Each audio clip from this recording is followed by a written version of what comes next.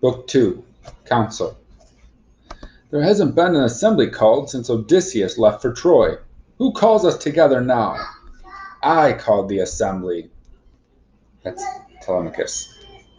Well, Telemachus, I approve of your courage, but why did you bring us here?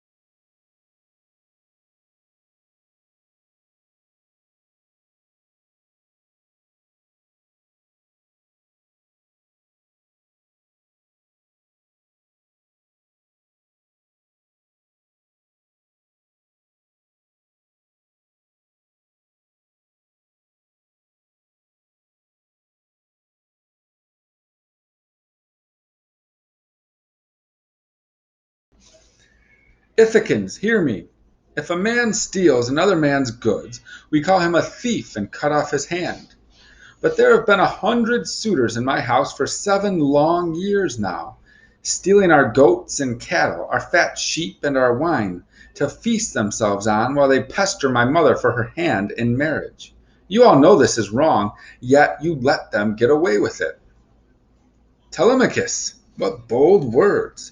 But we are not to blame. It is your own mother who leads us on, but refuses to choose a husband from among us. The clever woman stalls us with her tricks. So that's the same guy from before. He looks like he's kind of a spokesperson for the suitors. Listen, I'll give you an example. She stretched a warp all across her broad loom and told us it was to be a fine shroud for her husband's father, Laertes. Okay, so Laertes is Odysseus' dad and Telemachus' grandpa. So it goes Laertes, and then Odysseus, and then Telemachus. She could not marry, she said, until she had completed it, for it would bring shame on her if he should die and had no shroud to cover him. We agreed, and she wove all day at her loom for 3 long years, but at night by candlelight she would unpick her work. Finally, we discovered the trick with the help of one of her maids. Now we'll stay and eat our fill until she chooses one of us to marry. If you value your estate, you should order her to choose. So Odysseus is not the only clever one in this story. It appears that his wife, Penelope, is also clever, and she's been tricking the suitors for 7 years, basically saying, look, I will choose one of you guys to marry once I'm done making this shroud for Laertes, my dead husband's dad, right? Because at this point, everybody's assuming Odysseus is dead because he's been gone for about 17 years. 10 years at Troy for the Trojan War, and then another 7 years after that. So nobody knows where he is. They're all assuming he's dead because it's been 17 years. So she keeps the suitors at bay by basically playing a trick on them. Eventually, they found out, and once they found out, they're saying, okay, well, we're not leaving until you choose one of us to marry. So now Penelope's kind of reaching the end of her time, and she's going to be faced with a very tough decision. Okay, 16 at the top. Antinous. So that's the leader of the suitor's name, the guy who's wearing the orange tunic. This guy, his name is Antinous. Okay, it's good to know. So Antinous, can I banish against her will the mother who bore me and took care of me? Make an enemy of her father and bring the Furies down on my head? Never. But if you are capable of shame, you should leave my hall and take your dinners elsewhere. Consume your own flocks, or you may face the wrath of Zeus. Remember the concept of xenia, and that's about being a good host. But what happens when you're not a good guest? And that's what Antinous and the suitors are doing, right? They're not being good guests. So we'll see what happens.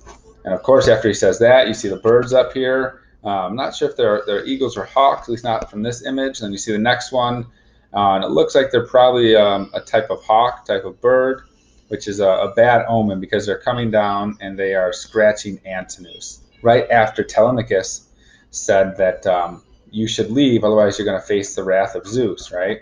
So as soon as he's done talking about how Antinous could be punished by the gods, sure enough, he gets scratched by a hawk, and so there's another suitor.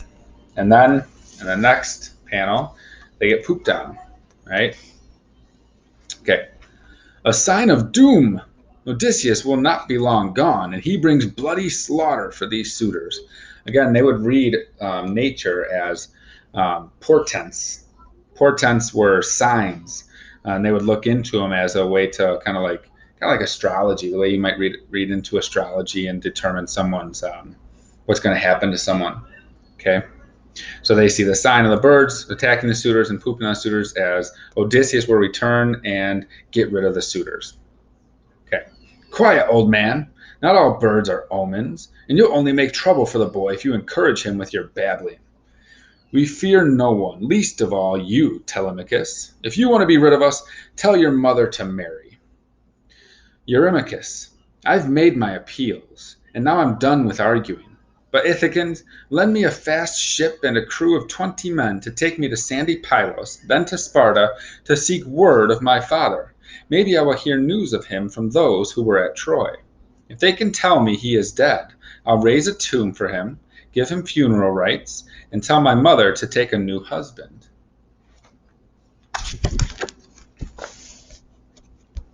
Hear me, Ithacans! Have you all forgotten the kindness and wisdom with which Odysseus ruled? Will you let his family suffer now? I find the suitors less revolting. At least they stake their lives when they pillage in the house of Odysseus. But what sickens me is to see all the rest of you sitting by, not a hand raised against them. Mentor, what mischief are you raking up? Should we spill blood over a few dinners? And what if Odysseus did return? He couldn't fight all these suitors. He'd be killed and never enjoy his homecoming. It's madness to talk of fighting in either case. Now, let's all go about our business. Mentor can help Telemachus on his journey, if in fact the boy has the heart to set out to sea. Okay, so now the assembly disperses, right? And the whole point of Telemachus calling that assembly was to try to argue and to persuade them, look, we need to get the suitors out of our estate, because they're eating and drinking it all up. They're being very bad guests. They're basically stealing, and you guys are just letting it happen.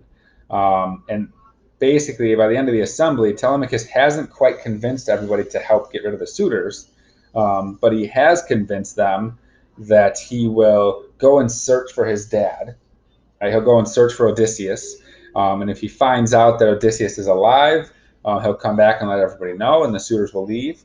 But if he finds out that Odysseus is dead, then he will come back and tell everybody. They'll have a funeral, and then he will tell his mom that she needs to marry one of the suitors. Okay? So Telemachus is about to go on his journey. Page 19 at the top, he goes down to the ocean, maybe washing his hands or something, and then he prays. And he says, whatever God visited me yesterday and told me to take ship in search of my father, help me. The Achaeans will do nothing. And then all of a sudden somebody appears, and it looks like it's this guy who's got like a weird kind of bluish, grayish aura about him. Remember, that's Athena. Athena throughout this book often comes in the disguise of a mortal person or child, and she always has that bluish, grayish aura about her. Never fear. I sailed beside your father in the old days, and I'll find you a ship and help you sail her. Go on home and join the suitors, but gather up provisions, wine in jars and barley meal, the staying power of oarsmen in watertight bags. I'll find sailors to man the oars. It's a rare son who measures up to his father, and only 1 in 1,000 is a better man, but you have the heart and wit to win through. So the next pages, it's all visuals. It's Telemachus going back home. He is gathering up provisions, supplies for his journey. And then Athena is going to gather up some men to help him row the boats.